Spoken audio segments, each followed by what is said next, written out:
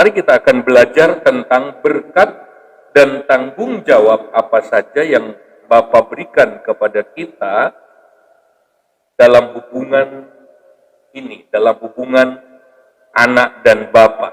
Yang pertama, luar biasa saudara, yang pertama, kita diberi identitas yang baru.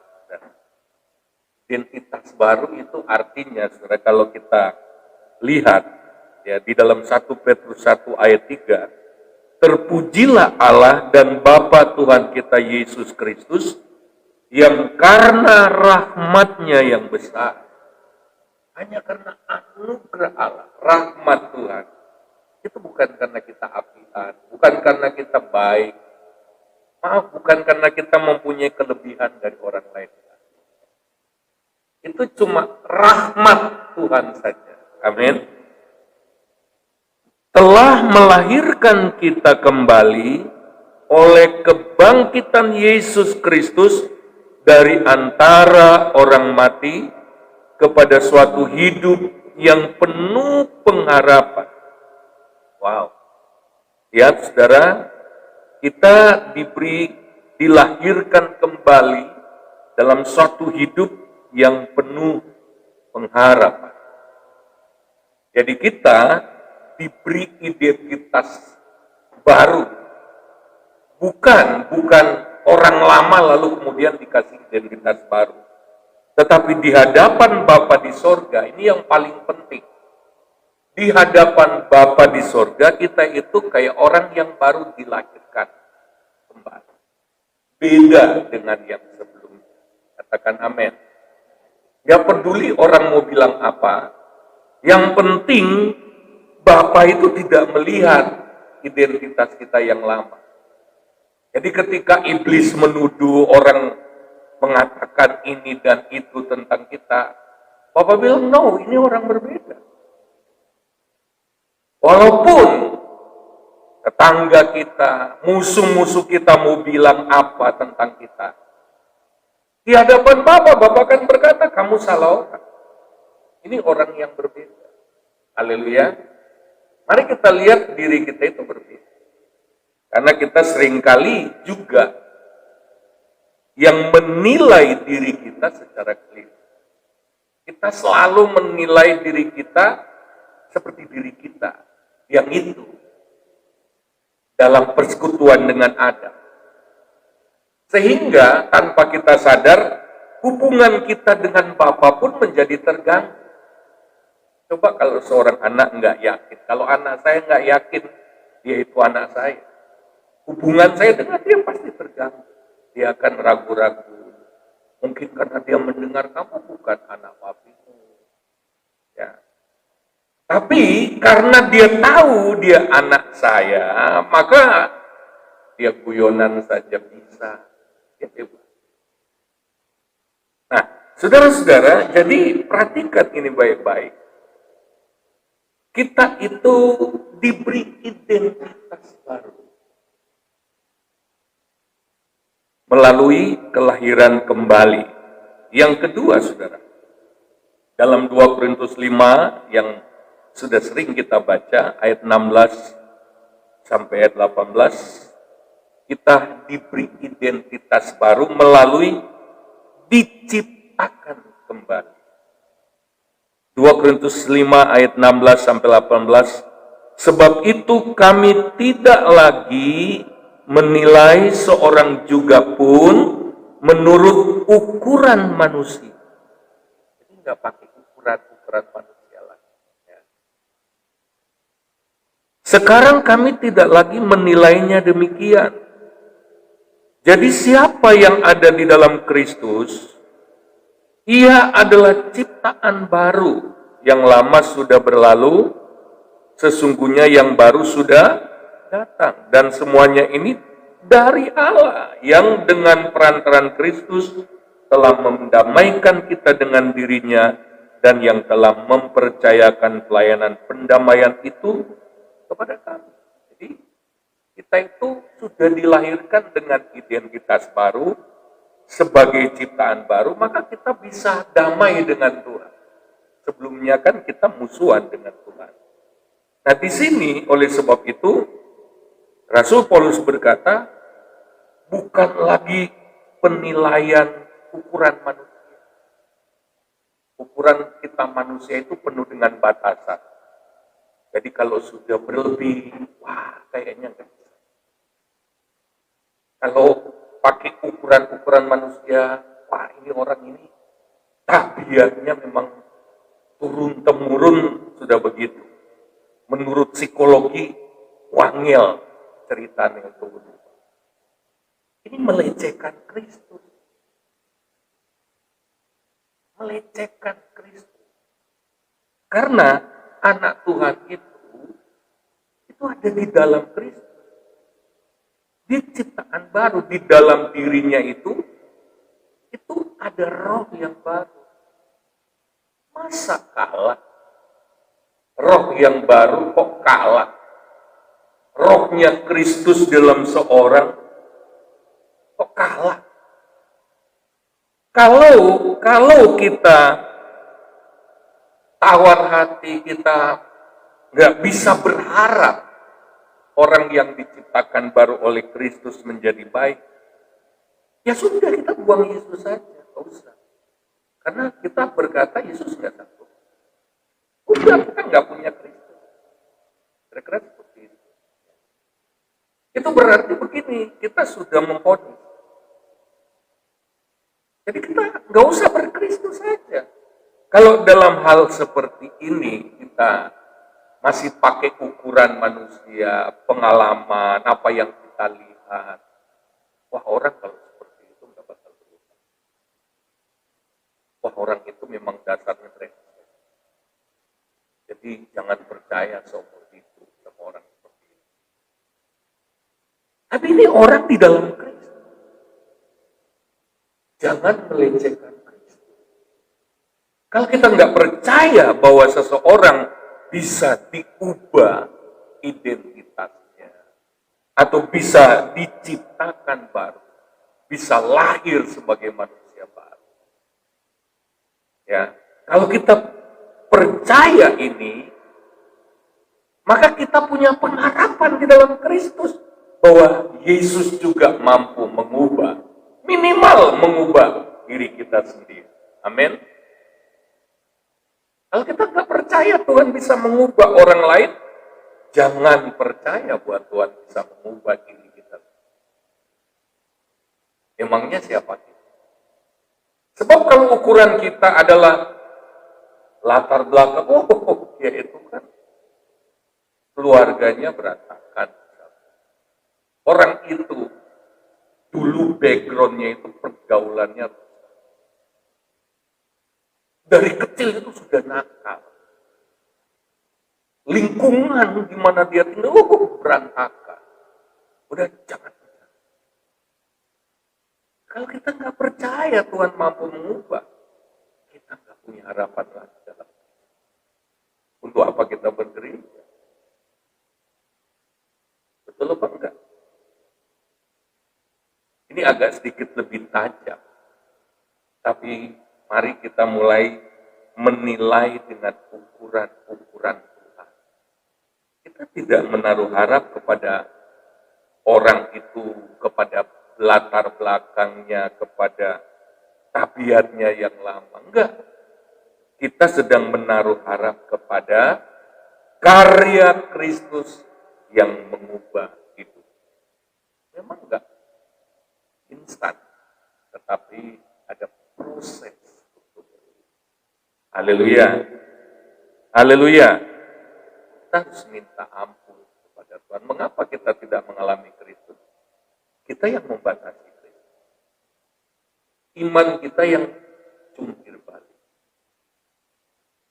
Karena kalau iman kita sudah nggak masuk di ayat tadi, itu kita sudah merendahkan Kristus. Maka kita akan sulit mengalami Kristus. Mari kita lihat yang ketiga. Identitas baru itu juga didapatkan melalui pemberian kodrat yang baru. 2 Petrus 1 ayat 3 sampai 4. 2 Petrus 1 ayat 3 sampai 4. Karena kuasa ilahinya telah menganugerahkan kepada kita segala sesuatu yang berguna untuk hidup yang saleh oleh pengenalan kita akan Dia, yang telah memanggil kita oleh kuasanya yang mulia dan ajaib. Dengan jalan itu, Ia telah menganugerahkan kepada kita janji-janji yang berharga dan yang sangat besar, supaya olehnya kamu boleh mengambil bagian dalam kodrat ilahi dan luput dari hawa nafsu duniawi yang membinasakan dunia ini. Jadi kita dilahirkan baru dan benar-benar diberi DNA baru. Kata kodrat dalam ayat ini berasal dari kata pusis, yang artinya sifat, karakteristik, kekuatan, potensi yang berbeda dengan yang lain. Ini kodrat ilahi, bukan kodrat kita yang lain. Di dalam kita itu ada DNA, ada kodrat ilahi. Dan ini dikatakan sebuah karakteristik potensi yang membedakan. Oleh sebab itu, kalau seseorang sudah dilahirkan kembali walaupun rohaninya masih kanak-kanak, ada harapan untuk dia memiliki karakteristik ilahi. Ada harapan untuk dia tumbuh dalam sifat-sifat ilahi. Memang ada proses, ada sumber pendukungnya, nggak otomatis tumbuh. Ada komitmen, ada niat untuk tumbuh. Yang pasti, ketika seseorang menjadi anak Tuhan, dia punya kodrat ilahi. Kita harus, kalau diri kita harus cari semua fasilitas untuk bertumbuh secara rohani. Lalu kemudian kita bantu orang lain untuk juga bertumbuh secara rohani. Karena dia punya kodrat ilahi. Haleluya. Haleluya. Oleh sebab itu, hal pertama yang harus kita lakukan untuk menolong seseorang adalah kalau dia belum kenal Tuhan, harus kenal Tuhan. Karena kalau seseorang sudah kenal Tuhan, pasti ada kodrat ilahi. Itu jangan malah kita injek-injek. Tanaman yang baru mulai tumbuh, ya, wah diinjek-injek sekalian. Di pastor itu ada 2 kembang yang sama. Yang satu tumbuh subur. Yang satu nggak pernah tumbuh kecil, tapi kita masih eman-eman. Ini kenapa sih ini kok? 2 daun saja dan kecil. Padahal waktu beli sama besar. Yang satu tumbuh dengan luar biasa, ini nggak tumbuh, nggak mati. Ya memang saya belajar. Wah, kayaknya sia-sia. Sia-sia sampai mau putus asa ini merawat tanaman yang nggak tumbuh. Saya coba merasakan isi hati Tuhan. Kalau saya nggak tumbuh itu gimana? Karena kalau nggak tumbuh itu, saudara, kalau nggak tumbuh itu, dalam kitab Galatia, coba lihat ya, kitab Galatia. Mari kita buka sama-sama kitab Galatia. Kalau kita tidak bertumbuh, ada kerugian yang kita akan alami. Pasal 4, mulai ayat 1. Yang dimaksud ialah selama seorang ahli waris belum akil balik, sedikit pun ia tidak berbeda dengan seorang hamba. Sungguh pun ia adalah tuan dari segala sesuatu. Haleluya. Tetapi ia berada di bawah perwalian dan pengawasan sampai pada saat yang telah ditentukan oleh Bapaknya. Demikian pula kita, selama kita belum akil balik, kita takluk juga kepada roh-roh dunia. Bahaya. Kalau saudara seperti jemaat di sini nggak tumbuh, saya bisa maklum. Tapi masalahnya urusannya bukan dengan saya. Di sini urusannya dengan hak saudara di dalam Kristus. Nggak akan diberikan. Walaupun katanya saudara tuan pemilik, pewaris, pemilik kekayaan, pemilik berkat-berkat Tuhan. Tapi dalam ayat ini dikatakan, gak bisa. Nah, berkat pertumbuhan rohani itu bukan datang dari saya. Jadi kalau saya bilang, Pak maklum dong, dia belum tumbuh walaupun sudah 30 tahun jadi anak Tuhan. Oh, bagi saya enggak apa-apa. Bagi dia yang bermasalah dengan Tuhan. Karena di dalam ayat ini bahkan dikatakan, kalau kita enggak tumbuh, kita akan terus ditaklukkan oleh roh dunia ini. Ini bahaya. Anak Tuhan yang enggak mau tumbuh, dia itu takluk oleh roh-roh dunia. Bahaya sekali. Nah, pertumbuhan itu enggak ditentukan oleh lamanya sudah bergereja. Itu komitmen saudara dengan Tuhan. Jadi kalau saudara mau berleha-leha, jangan salahkan Tuhan. Kalau Tuhan selama puluhan tahun misalnya saya ikut Tuhan, hidupku kalau dilihat, dievaluasi, kemajuannya kok enggak signifikan. Kemajuannya kok nggak kentara, kayak gitu-gitu aja. Kalah dengan orang dunia. Kita evaluasi. Kenapa? Saya percaya Bapa di surga tidak pernah bermaksud menahan hak-hak saudara sebagai anaknya. Amin. Tidak akan. Ada kalanya Tuhan itu sedang melihat peluang untuk mengangkat derajat kita lebih. Tapi kita sudah puas dengan level hidup yang di bawah tingkatan. Kita sudah mampu. Kita sudah bilang, ya kayak gini aja. Sudah luar biasa. Padahal Bapak masih ingin membawa. Dan berapa banyak anak Tuhan yang bikin kecewa hati. Nanti kita akan belajar kenapa sih tanggung jawab untuk bertumbuh itu harus kita kerjakan. Kita bekerja sama dengan Tuhan. Ini saudara. Nah, di dalam Ibrani pasal yang ke-5, kita pernah membaca juga ayat itu. Ibrani pasal yang ke-5, ayat yang ke-11, tentang hal itu banyak yang, ayat 11 ya, Ibrani 5 ayat 11. Tentang hal itu banyak yang harus kami katakan, tetapi yang sukar untuk dijelaskan. Karena kamu telah lamban dalam hal mendengarkan. Nah, lihat saudara, ada rahasia-rahasia besar tentang kehidupan yang harusnya dijelaskan. Tapi sulit dijelaskan kepada orang-orang yang lamban bertumbuh. Angel. Tuturannya angel. Orang kalau nggak mau bertumbuh, dia sendiri yang angel. Nggak maju-maju.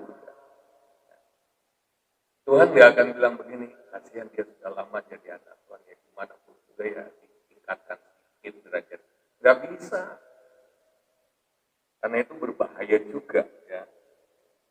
Jadi seseorang mendapatkan haknya itu sesuai dengan tahapan pertumbuhan. Haleluya. Jadi kita harus berurusan dengan halangan-halangan pertumbuhan. Kita nggak boleh minta maklum sama Tuhan. Tuhan masalahnya kan masalah enggak bisa. Ya kalau minta malum kamu harus malum juga kalau nggak maju-maju. Ya karepmu.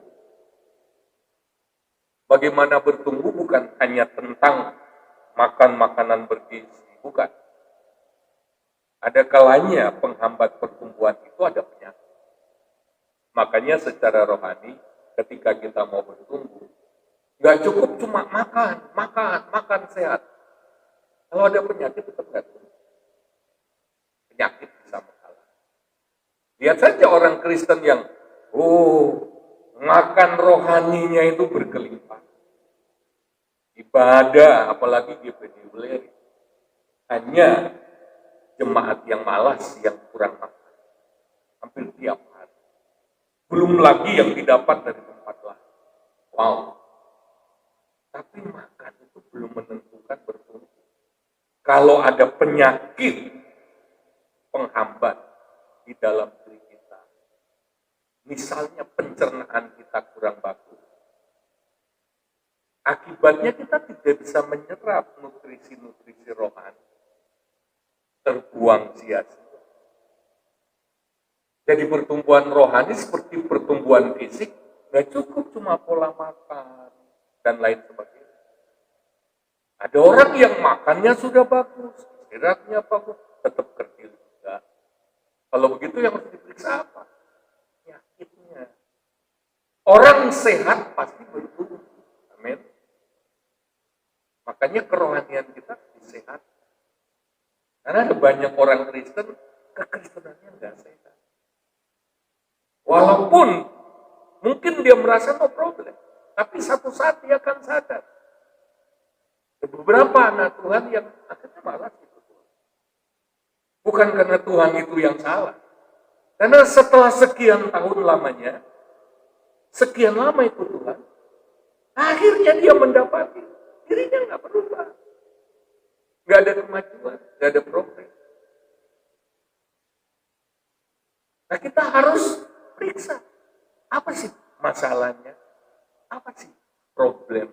Apa sih yang menghambat kita untuk tidak bertumbuh? Yang kedua, saudara, sebagai anak Bapa itu tadi yang pertama kita diberi identitas yang baru. Yang kedua, sebagai anak Bapa kita harus memiliki keserupaan dengan Bapa. Kalau saya berdiri dengan anak saya di satu tempat yang belum kenal, orang akan melihatnya kok betul ya, kok mirip ya.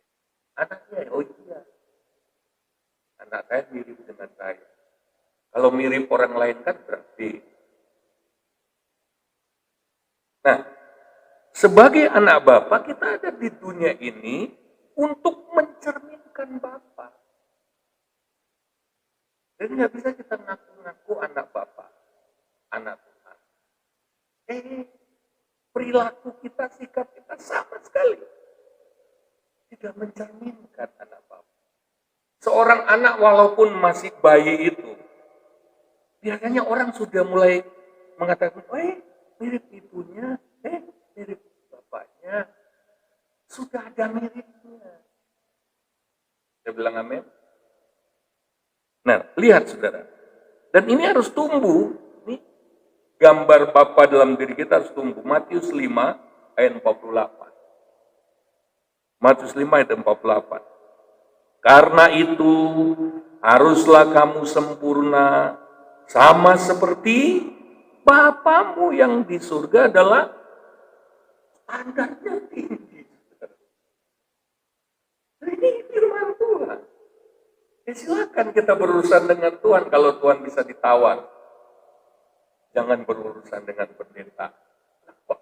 Berat banget ya Pak. Nah makanya kita kan sudah diberikan kunci-kuncinya. Semua itu kasih karunia. Tapi kasih karunia kita tidak akan bisa nikmati, kemampuan anugerah Allah tidak bisa kita nikmati kalau kita tidak bersekutu dengan Tuhan. Kalau kita terus berkata, aku belum bisa, silakan itu terus dengan keakuan. Saya mau hidup dengan anugerah Tuhan. Haleluya. Siapa yang suruh dengan keakuan? Sampai dunia kiamat, akunya kita nggak akan bisa. Oleh sebab itu kita dipanggil untuk bersekutu dengan Tuhan, untuk intim dengan Tuhan, supaya semua fasilitas-fasilitas surgawi, semua hak yang menjadi milik kita, bisa kita nikmati. Jangan asik-asik mendengar firman, wah khotbahnya keren, bagus, macam banget. Pasti kena kayak si A, si B, kena kan. Wapik khotbah. Amin-aminnya sampai 1000 kali. Tapi enggak dilakukan. Setelah keluar dari gereja, peringas, nggak bisa melakukan firman. Kenapa? Aku belum bisa. Siapa suruh kamu bisa? Yang bisa itu adalah anugerah Allah yang memampukan. Orang yang berkata, aku belum bisa, itu sama dengan berkata, aku nggak suka anugerah Allah, aku nggak pakai. Aku mau coba dengan kekuatan. Aku mau pakai kemampuan. Itu sampai babak belur, nggak akan bisa. Kita harus bersyukur karena ada anugerah Tuhan. Kita harus berterima kasih karena Tuhan tidak menanggungkan kepada kita beban yang terlalu berat, yang tidak bisa kita pikul. Kalau nggak bisa pun, duri dalam daging pun, Rasul Paulus hanya bisa menanggungnya karena kasih karunia. Jadi orang yang terus mengandalkan kekuatan besi, aku belum bisa, aku nggak bisa, melecehkan kasih karunia Allah. Merendahkan kasih karunia Allah. Tidak menghargai kasih karunia. Kita sedang ditarik oleh Bapa untuk meningkat. Sebab kalau kita nggak meningkat itu malu-maluin Bapa. Kita harus tumbuh dalam keserupaan dengan Kristus. Standarnya tinggi. Sama seperti Bapa sempurna. Kita harus sempurna. Contoh, saya beri contoh. Standar moral. Kecenderungan moral anak-anak Tuhan. Itu lebih tinggi dari yang lain. Kita lihat di Matius 5 ayat 45 sampai 48. Ya. Loh, ini firman Tuhan. Kalau kita, aku tertekan sekali mendengar firman Tuhan ini. Bagus kalau mulai tertekan. Bagus kalau mulai merasa, aku nggak bisa. Bagus, supaya lari kepada kasih karunia. Haleluya. Kalau nggak merasa apa-apa, aduh bahaya. Tapi kalau sudah Tuhan ini kok berat banget ya. Bagus. Semakin terasa berat, semakin merasa memerlukan kasih karunia Tuhan. Amin. Ya, daripada aku pasti bisa, padahal nggak mengandalkan kasih karunia. Gagal total. Matius 5 ayat 45 sampai 48. Yang kita baca tadi kan ayat 48. Harus sama seperti Bapa. Karena dengan demikianlah kamu menjadi anak-anak Bapamu yang di sorga, yang menerbitkan matahari bagi orang yang jahat dan orang yang baik, dan menurunkan hujan bagi orang yang benar dan orang yang tidak benar. Apabila kamu mengasihi orang yang mengasihi kamu, apakah upahmu? Bukankah pemungut cukai juga berbuat demikian? Jadi kalau cuma mengasihi orang yang mengasihi kita, standar moral kita itu enggak lebih dari pemungut cukai. Itu belum dikategori, belum kelas kebaikan. Belum kelas moralnya anak Tuhan, belum. Si podowai masih rendah sekali. Karena kita hanya mengasihi orang yang mengasihi kita. Orang jahat pun, orang pemungut cukai ini kan jahat. Memungut seringkali lebih daripada yang seharusnya. Menekan rakyat. Karena target yang ditetapkan pemerintahan Romawi pada waktu itu. Lalu, dan apabila kamu hanya memberi salam kepada saudara-saudaramu saja, apakah lebihnya daripada perbuatan orang lain? Kalau karena saudara ya salah, apalagi yang berbuat baik kepada, kita tunduk begitu. Gak ada bedanya. Dan ini mempermalukan nama Tuhan. Katanya anak Tuhan. Tapi kok bodoh wae. Katanya anak bapak, dia anak bapak. Nggak mirip sama sekali. Sebenarnya kita harus menampilkan gambaran Bapa. Makanya tadi judulnya berkat dan tanggung jawab anak Bapa surga. Dan cuma puji Tuhan. Kita anak-anak Bapa di surga pasti dipelihara oleh Tuhan. Haleluya. Nggak cukup cuma itu. Ingat tanggung jawab kita. Haleluya. Kita baca lebih jauh. Bukankah orang yang tidak mengenal Allah pun berbuat demikian? Kalau cuma mengasihi orang yang mengasihi kita, baik kepada orang yang baik kepada kita, memberi salam kepada saudara kita saja, nggak usah jadi anak Bapa di surga. Orang yang tidak kenal Allah pun mampu melakukannya. Apa lebihnya kita? Ya, kalau kita datang sama Tuhan, aku kan ini anak, aku susah ini Tuhan.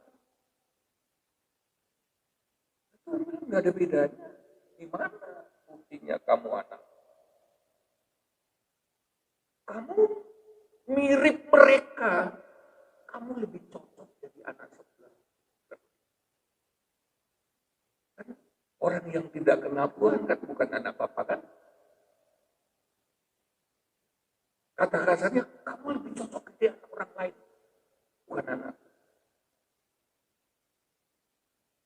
Mari kita koreksi status kita sebagai anak.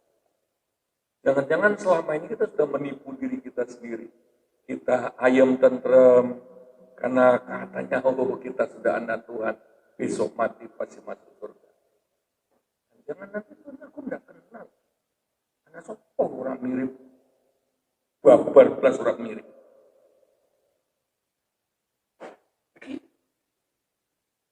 Orang mau kemiripan sama saya. Pasti anak pengliwat. Kita harus periksa diri kita. Jadi anak Bapa di surga itu berarti kita harus tumbuh dalam keserupaan dengan gambar Kristus. Tidak gampang, memang untuk diri kita nggak gampang. Untuk sekedar niat diri kita sendiri saja belum cukup. Saya berniat, saya berkomitmen, saya bersemangat, tetapi tidak mau dekat dengan Tuhan, ya nggak jadi. Gak cukup cuma semangat saya ini, saya putuskan untuk bertumbuh. Iya, saya mau. Tapi prakteknya tidak hidup di dalam kasih karunia Tuhan. Ya gagalan. Makanya orang Kristen nggak cuma modal niat. Cuma modal keinginan. Dalam praktek dia harus tunjukkan keinginan, komitmennya dengan datang kepada Tuhan, minta kasih karunia Tuhan. Haleluya. Oleh sebab itu Roma pasal 8 ayat 28 sampai 30. Allah turun bekerja dalam segala sesuatu untuk mendatangkan kebaikan, yaitu apa? Ayat 29 berkata, sebab semua orang yang dipilihnya dari semula mereka juga ditentukannya untuk dari semula untuk menjadi serupa dengan gambaran anaknya. Makanya kalau kita berkomitmen bukan berarti enak, enggak. Ketika kita mulai komitmen, Tuhan saya mau gambarmu dalam diri saya mau sebagai anak Bapa, saya mencerminkan gambar rupa Bapa, oke. Mulai sekarang segala sesuatu, di dalam segala sesuatu, atau Allah akan pakai segala sesuatu untuk membentuk kita. Haleluya. Dia akan mulai bekerja. Kalau tadinya ya, di luar intervensi. Kalau bukan anak Tuhan, tetap. Tapi kalau anak Tuhan, apa saja yang terjadi pada kita dengar baik. Kalau sudah protes sama Tuhan. Karena dalam segala sesuatu, Allah itu bekerja untuk bentuk kita. Kalau sudah lihat pembuat bejana, waktu bejana itu dibuat, goncang sedikit sudah itu langsung penyok, rusak. Ketika bejana itu lagi dibuat, dia harus stabil, muternya harus stabil. Lalu kemudian sang penjunan, sang pembuat bejana akan memberikan tekanan-tekanan. Tapi kalau dia goncang sedikit, rusak, harus dibentuk ulang, gagal lagi. Kalau Tuhan lagi bekerja membentuk kita, jangan protes. Haleluya. Jangan meronta-ronta, ngomel. Kok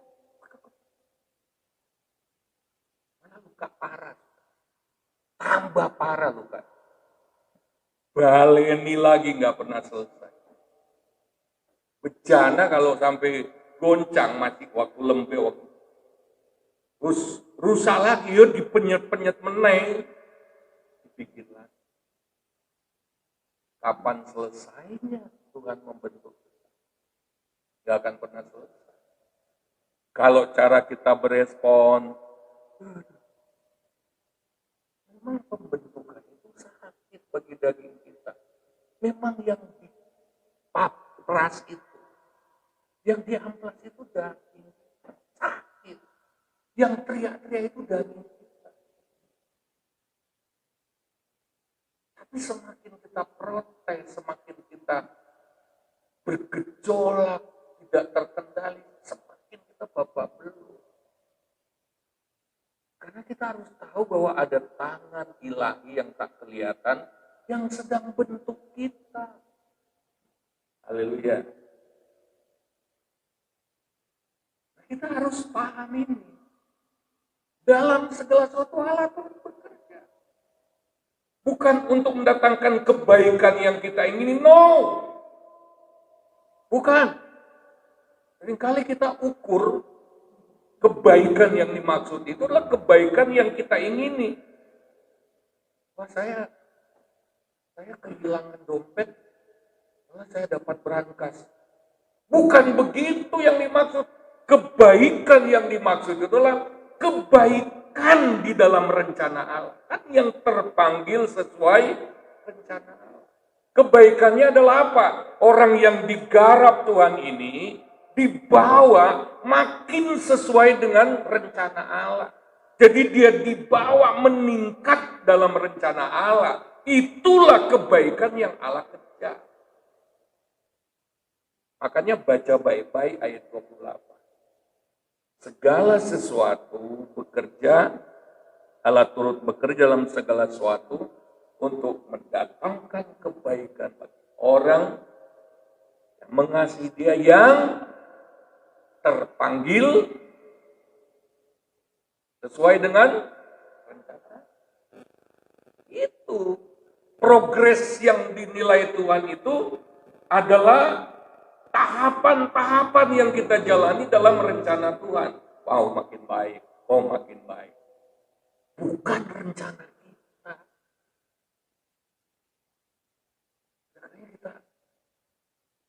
merusak maksud firman Tuhan. Ya, saya mengalami kemalangan, mengalami apa? Nggak gitu firman Tuhan. Firman Tuhan dalam ayat ini adalah jadi tambah baik. Ayat 29 berkata, makin serupa dengan gambar Kristus. Haleluya. Kalau nggak mau dibentuk, nggak jelas. Identitas kita itu nggak jelas. Lihat ini siapa wajahnya. Kok ada cacatnya? Diperhatikan. Gambar Allah harus jelas di dalam hidup kita. Amin. Dan yang luar biasa kita akan dimuliakan soalnya. Jadi tingkat kemuliaan kita dalam ayat 30, dan mereka yang ditentukannya dari semula mereka itu juga dipanggilnya, dan mereka yang dipanggilnya, mereka itu juga dibenarkannya, dan mereka yang dibenarkannya, mereka itu juga dimuliakan. Wow, itu rencana Tuhan itu luar biasa. Akan ada satu, kalau saya gambarkan tuh, kayaknya akan ada satu acara, seperti ada satu acara. Kalau Tuhan selesai dengan seorang, orang itu akan segera dimuliakan. Haleluya. Tidak akan pernah sama. Itu maksudnya begini. Akan ada satu waktu tiba-tiba mata semua orang akan terbelalak. Karena tiba-tiba hidup kita lebih mulia. Tiba-tiba kita berada dalam sebuah posisi kehidupan yang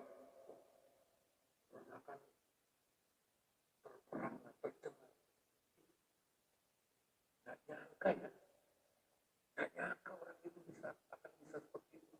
Wih, dahsyat. Sekian lama hidupnya roh sekali. Sekian lama hidupnya, aduh kasihan banget. Tiba-tiba muncul, wow. Saya yakin saudara, kalau Tuhan itu kan memberkati kita sesuai tahapan rohani kita kan.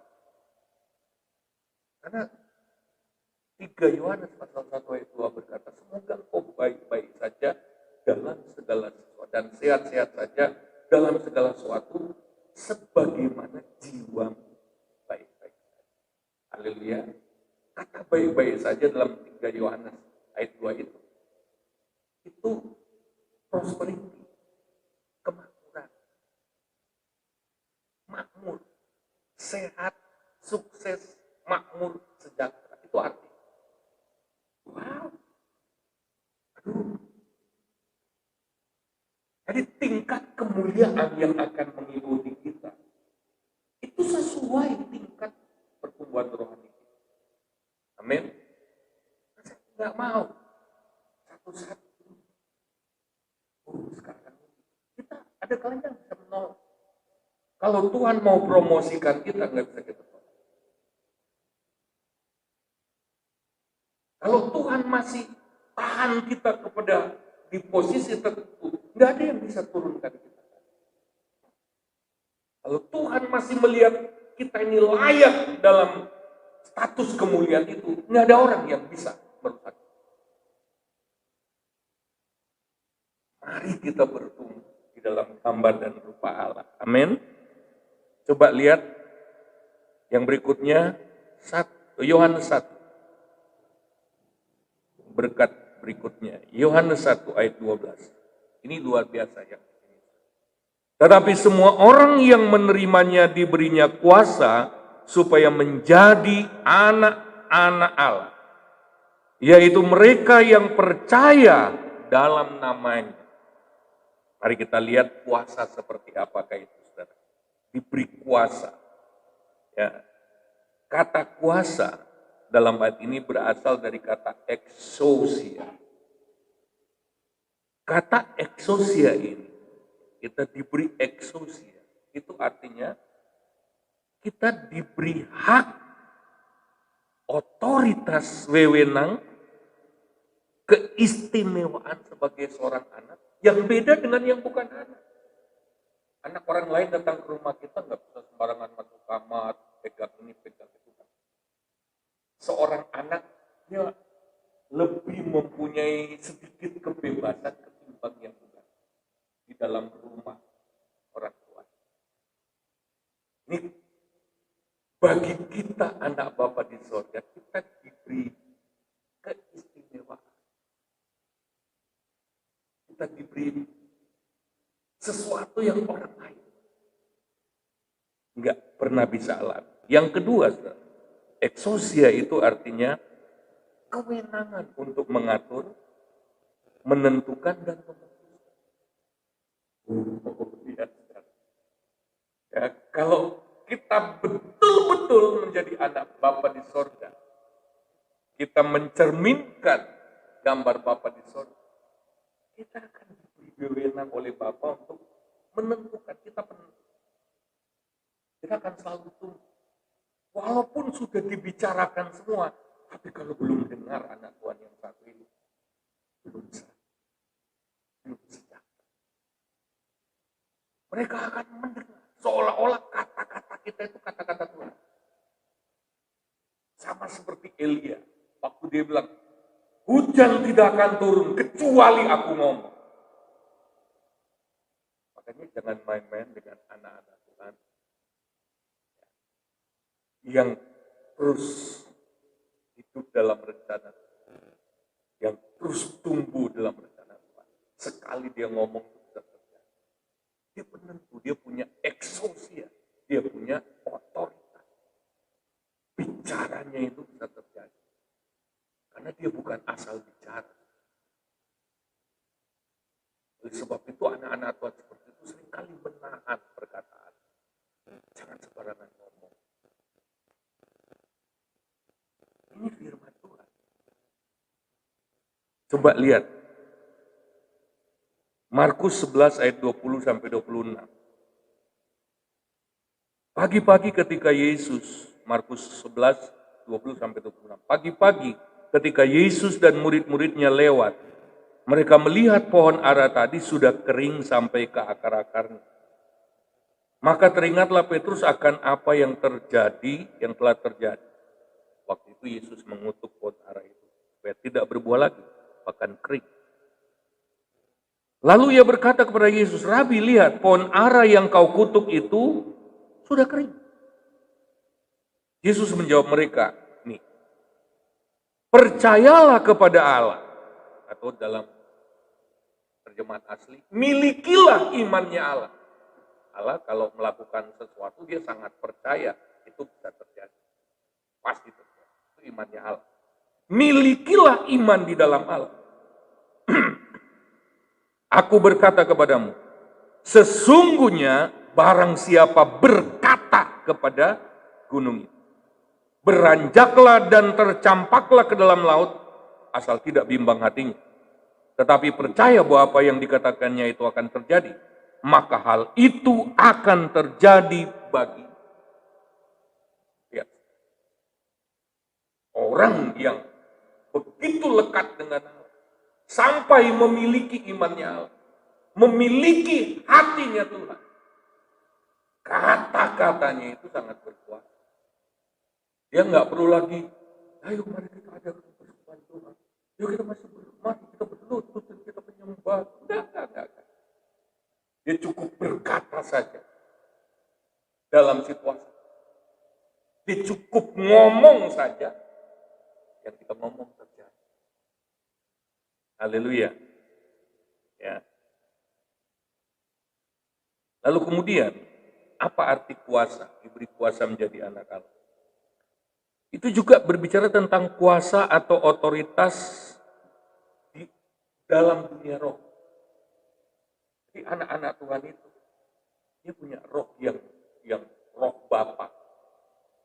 Roh yang mendominasi roh jahat. Mari lihat. Markus 16 ayat 17. Tanda-tanda ini akan menyertai orang-orang yang percaya. Mereka akan mengusir setan-setan dalam namaku. Haleluya. Ini dunia roh setan. Orang-orang percaya, orang-orang yang lahir baru, anak Bapa di sorga. Dia diam saja begitu iblis lihat, oh ini asli. Ini tenang, ini anak Bapa. Bukan gemetar kepada kita. Gemetar kepada kuasa nama Yesus yang diberikan kepada kita. Tapi banyak anak Tuhan kan nggak hidup benar sebagai anak. Kalau kita hidup sebagai anak Tuhan, benar-benar kita diberi kuasa atasnya. Oleh sebab itu jangan bilang, oh, ada makhluk halus di rumah. Loh. Anak Tuhan itu mengalahkan roh-roh jahat. Haleluya. Haleluya. Saya berikan ayat-ayat yang terakhir. Roma 5 ayat 17 dan ayat 21. Kuasa yang diberikan pada kita anak-anak Tuhan adalah kuasa untuk memerintah. Katakan bersama, kuasa untuk memerintah. Lihat Roma 5 ayat 17. Sebab jika oleh dosa satu orang maut telah berkuasa oleh satu orang itu, maka lebih benar lagi mereka yang telah menerima kelimpahan kasih karunia dan anugerah Allah akan hidup dan berkuasa oleh karena satu orang itu, yaitu Yesus Kristus. Jadi kita diberi kuasa. Dalam bahasa asli memakai kata Basilea. Basilea itu pemerintahan, kerajaan. Jadi anak-anak Tuhan itu, dia punya status di dalam kerajaan Allah. Dia juga pejabat kerajaan Allah. Kira-kira begitu. Haleluya. Dia pejabat kerajaan. Dia pemerintah di dalam kerajaan Allah. Ya, makanya Mazmur 8 ayat 4 sampai 6. Pentingnya, ya kalau kita mau berkuasa, pentingnya pulih dalam gambar rupa Allah. Mazmur 8 ayat 4 sampai 6. Apakah manusia sehingga engkau mengingatnya? Apakah anak manusia sehingga engkau mengindahkannya? Namun engkau telah membuatnya hampir sama seperti Allah dan telah memakotainya dengan kemuliaan dan hormat. Engkau membuat dia berkuasa atas buatan tanganmu. Segala-galanya telah kau letakkan di bawah kaki. Haleluya. Lihat saudara, ini rencana Tuhan. Saya percaya Tuhan sedang menunggu, menantikan kita untuk mengambil posisi kita sebagai anak-anak Bapa di dalam kehidupan. Tuhan ingin kita melaksanakan kehendaknya di bumi. Oleh sebab itu, anak-anak Tuhan yang siap akan dipulihkan kembali kuasa dan otoritas. Jangan jadi anak Tuhan yang cengeng. Ya. Anak Tuhan yang cengeng dan manja itu kayak bayi-bayi rohani, belum bisa dipercaya apa-apa. Tapi lihat saudara, anak-anak Tuhan yang terus bertumbuh walaupun tantangannya keras, perjuangannya tidak mudah, mau dibentuk, mau diproses oleh Tuhan, terus meningkat. Lihat, mereka akan terus dipercaya oleh Tuhan. Ya, tiap hari Rabu kita ada doa di sini. Saya percaya pasukan-pasukan doa itu kalau ikuti instruksi komandan kita yang di atas, mereka itu sedang dipersiapkan oleh Tuhan untuk merebut kekuasaan-kekuasaan seperti yang dijanjikan firman Tuhan. Menaklukkan. Ya, kita harus tumbuh dalam kekuatan sebagai anak-anak Bapa. Untuk Alkitab kita mau datang kepada Tuhan.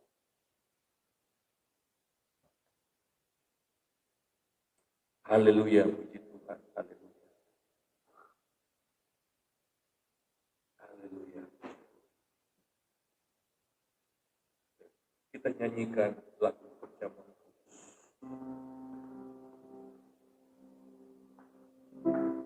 Satu dalam roh, satu dalam firman, satu dalam kasih